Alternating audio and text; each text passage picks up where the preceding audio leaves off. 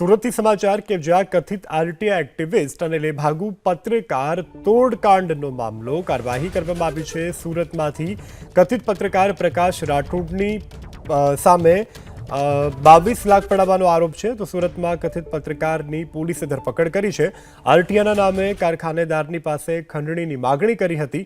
22 લાખ પડાવી અને બાંધકામ નહીં તૂટે તેવી ખાતરી આપવામાં આવી હતી। તો આરોપીએ ઉધના લક્ષ્મીનારાયણ ઇન્ડસ્ટ્રીઝમાં અવધ ફેબ્રિક્સને ટાર્ગેટ કર્યું હતું અને કથિત પત્રકાર હોવાની પોતે ઓળખ આપી અને નાણાં પડાવ્યા હતા, જેની ધરપકડ કરવામાં આવી છે। પ્રકાશ રાઠોડ કે જેણે 22 લાખ પડાવ્યા હોવાનો આરોપ છે। તો આરટીઆઈના નામે કામદાર જે કારખાનેદાર છે તેની પાસે ખંડણી માગી હતી અને 22 લાખ પડાવી બાંધકામ નહીં તૂટે તેવી ખાતરી પણ આપી હતી।